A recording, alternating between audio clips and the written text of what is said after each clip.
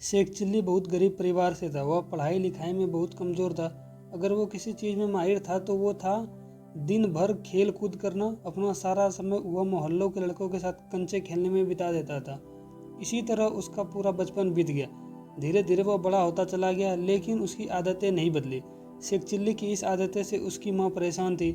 वह चाहती थी कि शेख चिल्ली अब बड़ा हो गया है तो उसे कुछ काम धंधा करना चाहिए ताकि घर की हालत सुधर सके। एक दिन उसने शेख चिल्ली को बुलाया और खूब डांट लगाते हुए कहा, कब तक तू दिन भर ऐसे ही मोहल्ले के आवारा लड़कों के साथ कंचे खेलेगा? अब तो तू बड़ा हो गया है और हट्टा कट्टा भी है, तो तू कोई काम क्यों नहीं करता? कब तक तू ऐसे ही घर बैठे मुफ्त की रोटियां खाएगा? माँ की बात सुनकर शेख चिल्ली ने कुछ भी नहीं कहा। वह चुपचाप उनके आदेशों का पालन करने के लिए अगले दिन नौकरी की तलाश के लिए दूसरे गाँव निकल पड़ा। शेख चिल्ली की माँ ने उसके लिए थैले में रास्ते के लिए 7 रोटियां बांध दी थी। इसके बाद वह शेख चिल्ली आगे की ओर निकल पड़ा। शेख चिल्ली ने आधा ही रास्ता तय किया था कि उसे भूख लग गई। वह कुएं के रास्ते के पास ठहरा और अपने थैले से रोटियां निकालने के खाने के लिए बैठ गया। माँ की दी हुई रोटियों को देखकर उसने कहने लगा, एक खाओ, 2 खाओ, 3 खाओ के 7 को खा लो। संयोग से उसी कुएं में 7 परियां रहती थी। शेख चिल्ली के खाने की बात सुनकर वह घबरा गई। उन्हें लगा कि उन परियों की खाने की बात कर रहा है। डर के मारे वे 7 परियां कुएं से बाहर आई और शेख चिल्ली से विनती करने लगी कि वह उन्हें ना खाए। शेख चिल्ली से कहा, हमें मत खाओ, हम तुम्हें एक ऐसी जादुई घड़ा देंगे, उस घड़े से तुम जो मुरादें मांगोगे वो पूरी हो जाएगी। शेख चिल्ली ने परियों से जादुई घड़ा ले लिया और फिर वह वापस अपने घर आ गया। घर पहुंचकर उसने अपनी माँ को परियों की बात बताई। माँ यह सब सुनकर हैरान थी। उसने सोचा, क्यों न परियों द्वारा दी गई जादुई घड़ा को आजमा कर देखा जाए। माँ ने घड़े से ढेर सारे पकवान की इच्छा की। इतना कहते ही उसके सामने तरह तरह के पकवान की थालियां सज गई।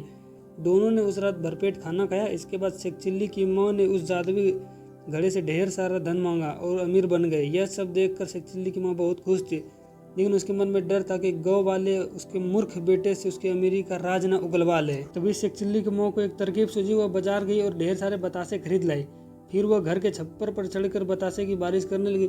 छप्पर से बतासे की बरसात को देखकर शेख चिल्ली बहुत खुश हुआ। उसे लगा कि ऐसा उस घड़े की वजह से हो रहा है। उसने ढेर सारे बतासे खाए और अमीर बनने के बाद शेख चिल्ली व उसकी माँ के रहने के तौर तरीके भी बदल गए, जिसे कुछ ही दिनों में गाँव वाले के लोगों ने भांप लिया।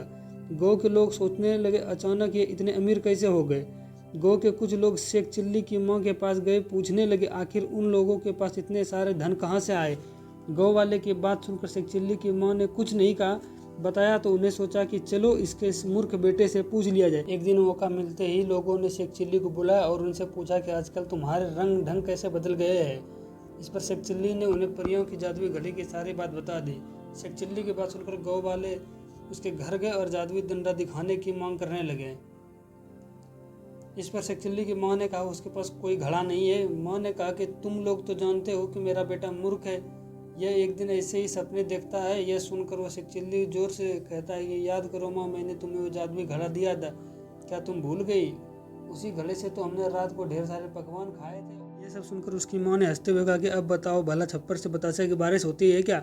गाँव वालों को शेख चिल्ली की माँ की बातों पर यकीन हो गया। उन्होंने मान लिया कि शेख चिल्ली कोई सपना देखा होगा, उन्हें कोई मर्दगदंग कहानी सुना होगा और सभी अपने अपने घर चले गए। कहानी की सिर्फ मूर्ख लोगों की सच की बात पर कोई यकीन नहीं करता, इसलिए उम्र व जरूरत के अनुसार खुद की कमियों को दूर करिए और होशियारी का हुनर सीखना चाहिए।